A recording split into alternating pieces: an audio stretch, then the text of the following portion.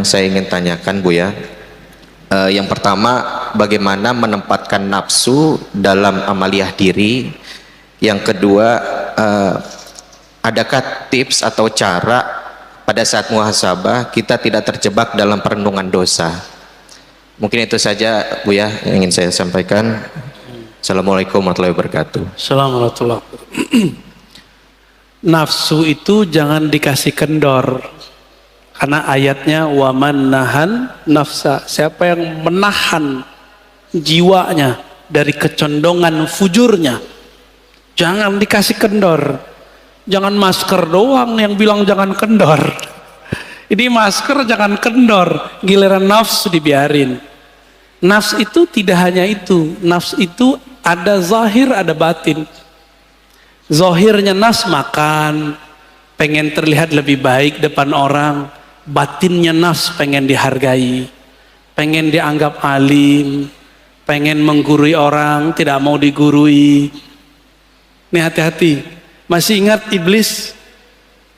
Iblis itu nafsnya pengen minta dihargai, bahasa Arabnya istakbaro. Jadi istakbaro itu bahasa halusnya pengen dihargai. Bukan saya pengen dihargai, tapi emang harusnya begitu. Ini hati-hati. Orang-orang yang tersinggungan mulu hidupnya, hati-hati tuh. Jangan-jangan antum melihara kibr, salah satu karakternya nafs. Hati, biasanya pengurus masjid kena ujian begitu tuh. Pengurus masjid, guru-guru, syekh-syekh, kiai-kiai, pejabat-pejabat, atau mantan pejabat. Dia mantan masih pengen dihargai seperti pejabat. Namanya post power syndrome, tahu? Ya, dia dulu ngurus masjid, sekarang kan bukan. Itu di banyak masjid saya ketemu begitu, Pak. Di banyak masjid, saya nggak tahu masjid sini ya. Dinamikanya mungkin 11-12 lah, bener? Ya, sama lah. Karena masjid ini tempat nyembah Allah. Setan nggak mau diem, Pak. Dia bikinlah pengurus tekar sama pengurus. Antum yang tengkar kena udah. Kalau berbeda boleh, tengkar ya nggak boleh.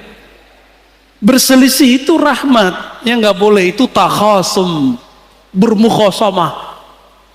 Mulai kemudian orang kalau udah mukhasamah tengkar, nyari kesalahan orang nggak. Ada beberapa masjid udah kayak partai politik, Pak. Mau milih ketua itu udah pakai, waduh ya salam, udah ada tim sukses segala. Ada grup baru lagi. Ya salam. Semoga Masjid Nabawi seperti nur Nabi Sallallahu Alaihi Wasallam, berselisih untuk maju, bukan berselisih untuk bertengkar. Amin. Nafs ini fiha lazzah. Hawa nafsu itu ada lezatnya. Ini saya ngomong begini, itu ada nafsunya. Kalau saya menikmati ngata-ngatain orang, maka saya niatkan kalam saya ini ngata-ngatain diri saya sendiri. Pahit loh Pak ngatain diri sendiri itu.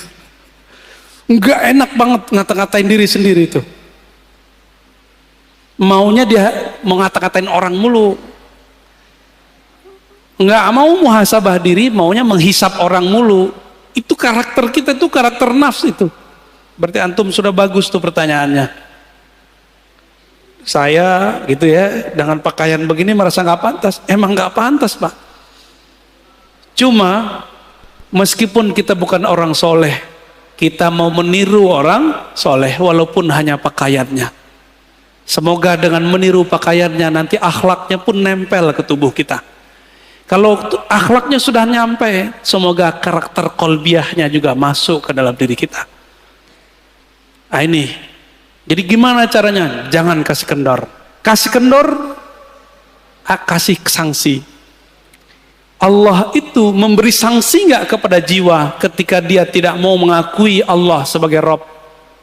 Dikasih sanksi, nggak dikasih makan.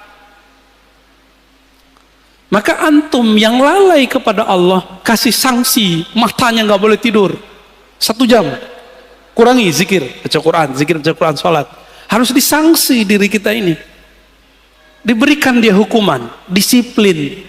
Masa orang ada disiplin kerja mencari dunia, tapi dia nggak disiplin kerja untuk akhirat. Orang yang tidak sukses di masa tuanya dunia karena dia masa mudanya tidak disiplin. Sepakat? Benar? Bapak, kenapa saya bisa baca kitab apa saja sekarang?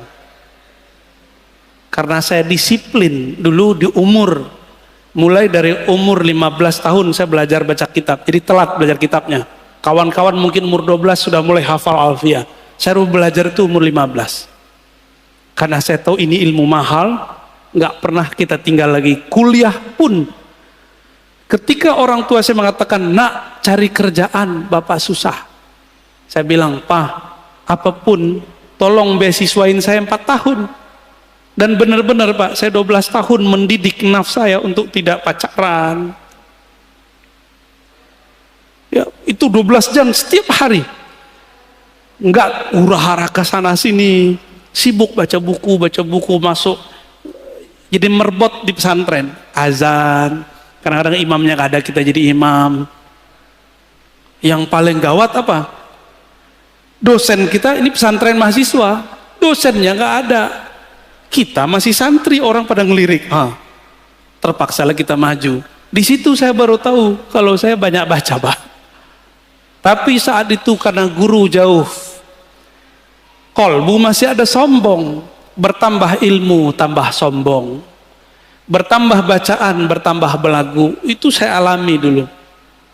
Ini kan ada mahasiswa kita di sini udah jadi ustadz juga ya, Ibnu Hajar. Dia kan jurusan filsafat tuh, ya 11-12 lah kayak dia dulu. Bertambah baca kitab, bertambah sombong. Jadi saya kalau baca kitab dulu niatnya mau debat orang. Serius Pak. Jadi kalau baca ngapal hadis, saya niatin untuk debat salafi. Kalau baca kitab akidah, mau ngelawan Syiah, liberal. Kalau baca kitab filsafat, mau ngalahin orang-orang yang sok-sok ngomong filsafat. Bener-bener dulu. Nggak ada yang bener. Kenapa? Di kolbu ada kibir. Di dalam jiwa ada karakter sombong yang belum dibenerin. Ketika bertambah sholat, bertambah sombong. Inilah yang terjadi pada orang baru hijrah jadi ustadz. Dirinya belum diberesin, apalagi mu'alaf. Bertahun-tahun dia makan haram. Sekarang mu'alaf dikasih panggung, nggak mau jadi santri. Sedangkan serigala, hewan ternak, hewan buas yang ada dalam dirinya belum dididik. Jadi tazkiyatun nafs ini, kalau bahasa guru saya dulu, saya masih ingat Syekh Maulana Muhammad Nuruddin Al-Khalidi An-Naqsyabandi, lalu Syekh Hasan Basri Jalil Al-Qadiri As-Samani. Apa kata mereka? Tazkiyatun nafs itu nak sama dengan mendidik anjing galak dalam hatimu, dalam jiwamu. Kamu itu sama, bahkan lebih jahat daripada anjing. Saya digitu-gituan sama guru saya dulu. Kamu itu lebih nakal daripada babi. Lebih jorok otaknya, seksnya daripada babi. Lebih sombong daripada monyet. Lebih sombong daripada binatang-binatang buas. Itulah kamu. Lebih nyala daripada anjing. Sekarang jadikan dia kerangkeng dia. Itu yang disebut dengan khalwat. Jadi berkhalwat itu untuk itu Pak. Apa yang lakukan orang khalwat? Puasa, zikir, sholat, kurangin melek, kurangin ngomong, kurangin mikir, banyakin zikir. Tapi harus dengan ilmu. Harus dengan syekh mursyid yang alim. Alim ilmu nafs. Kalau nggak terhalu, ngaku jadi Tuhan kayak Ahmad Musodek atau ngaku jadi Nabi ya. Ahmad Musodek jadi Nabi dia. Itu prestasi orang Betawi Pak. Ada Nabi dari orang Betawi satu ya. Lumayan, Nabi ke-26. Taib, terjawab ya. Tentang nafs.